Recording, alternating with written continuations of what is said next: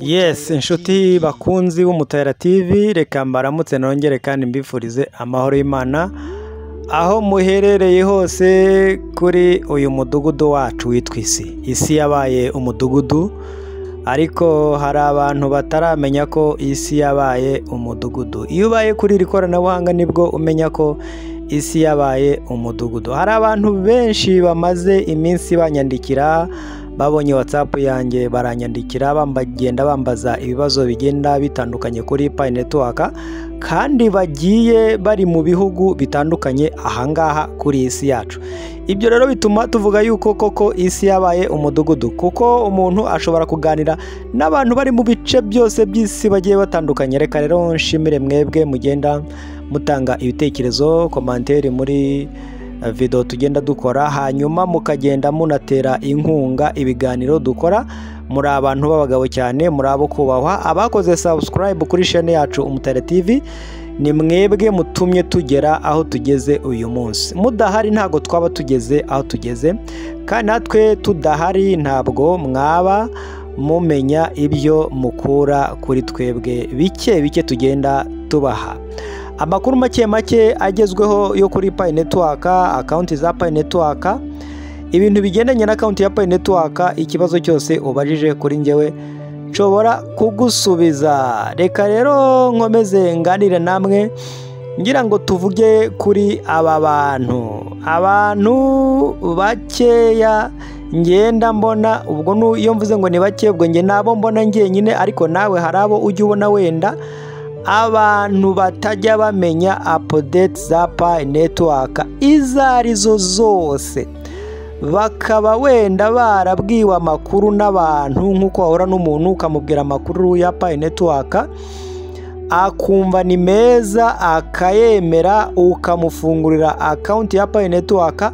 Wamara kumufungurira account ya Pi Network akamayininga rwose, ndetse akanamayininga neza ku gihe, ariko akaba ari ibyo byonyine akora. Buri kimwe cyose bigasaba ko umwibutsa cyangwa se umubwira ko hari ibyo ataruzuza. Bene abo bantu ni benshi, nubwo mvuze ko ari bake ariko ni benshi.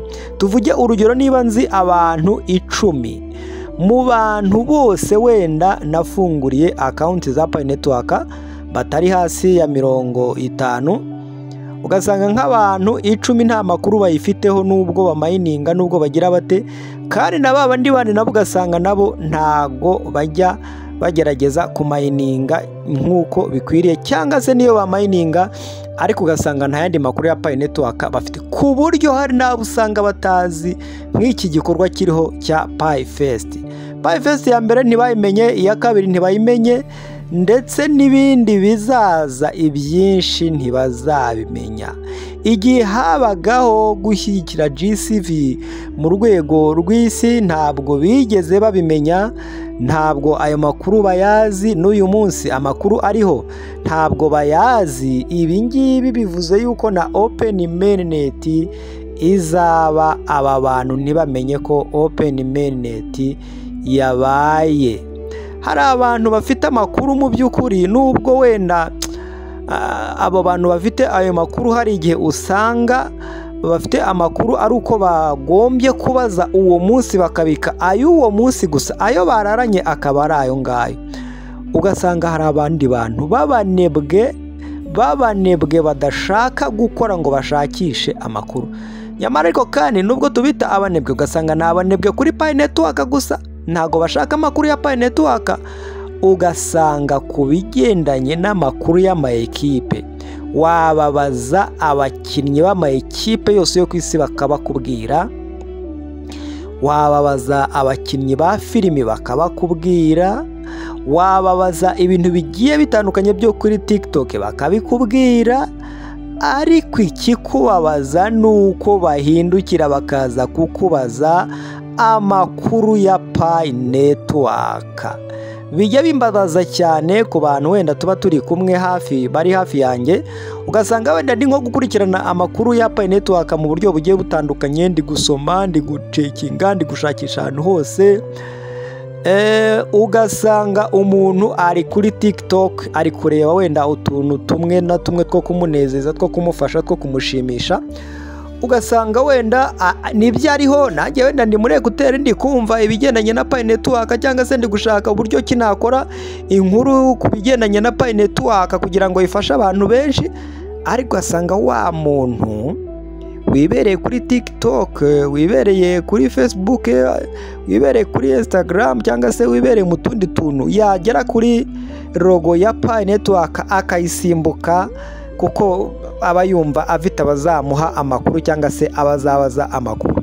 Noneho wenda yaba ari kuri TikTok yakumva yabona muri kumwe akavuga reka mpagarike ibya TikTok ndimo mbanze negere Leonard mubaze aho bya bintu bigeze, nuko agaba wenda akubye bya bindi yararimo arabifunze akakubwira ngo Leonard mva nkubaze none se bya bindi bya Pi Network bigeze he, none se ntibaratangira guhaha, kunumvishe se ngo bagiye guhaha, kunumvishe ngo barimo baratanga amafaranga, kunumvishe ngo barimo ukumva umuntu akubaje n'ibibazo biterekeranye bidafite pfo na ruguru, bidafite iyo biva niyo bijya, kandi yakagombye nawe gukurikirana amakuru ya Pi Network, akaba afite inkuru yakubarira kuko yazikurikiranye neza, ariko za Pi Network akaba atabasha kuzikubarira ngo akubwire ibya Pi Network. Muri ayo makuru yose abafite ugasanga ntiyabasha no kwikorera step n'imwe, ugasanga ntiyabasha no kwibikira amagambo y'ibanga, ugasanga ntiyabasha no kwikorera passphrase ngo yikorere wallet ye amenye ukuntu ayisetinga, ugasanga muri ibi byose nta kintu na kimwe ashoboye. Kiba ari ikibazo gikomeye cyane iyo umuntu ari gukora ibintu nk'ibyo ngibyo ariko akaba adashobora kukubwira amakuru agezweho ya Pi Network kandi ari umupayiniya. Ni ikibazo gikomeye cyane.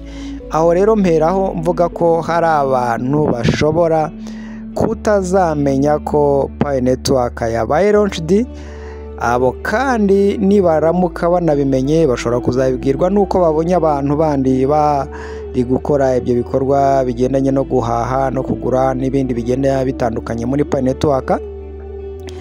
Abo rwose urumva ko ni ikibazo kizaba gikomeye cyane kuri abo bantu baba biyicariye aho ngaho bafite ubunebwe badakurikirana amakuru ya Pi Network. Reka rero nkugira inama wowe udakurikirana amakuru ya Pi Network, wenda ukaba ugize amahirwe yo kumva iki kiganiro gitoya dukoze, rwose gerageza wikurikiranire amakuru ya Pi Network. Hari abantu bibwe Pi Network uyu munsi batazi ko bibwe.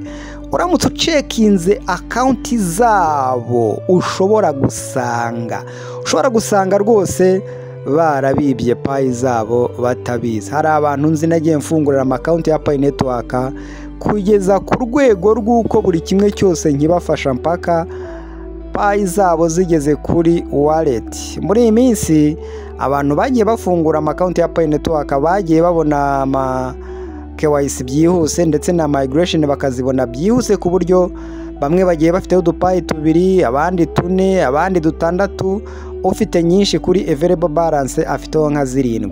Muri izo payi afiteho zose rero zigeze muri 7, yenda nge ntago nshobora kwiba umuntu nta nubwo nagira uwo mutima, ariko hari ubwo ashobora kubyereka undi muntu ufite umutima wo kuba yamwiba kandi akabimukora ndetse ntabimenye. Niyo mpamvu igihe kimwe ushobora kuzagira gutya wazajya kureba muri account z'abantu bamwe na bamwe ugasanga bibwe Pi mu buryo bugiye butandukanye, nyamara nabo ubwabo badafite amakuru y'uko babibye Pi zabo. Niyo mpamvu nongera kwibutsa abantu bafite Pi Network muri telefone zabo, abantu bafite account ya Pi Network muri telefone zabo, mining bafite Pi zabo zageze kuri available balance, bataza agaciro kabyo. Ndababona ndabazi benshi bafite Pi bataza agaciro ka Pi bafite. Abo bantu rwose ndabasabye, nyamuneka nimumenye agaciro k'ibyo mufite muri telefone mugendana. Hari abandi batarakora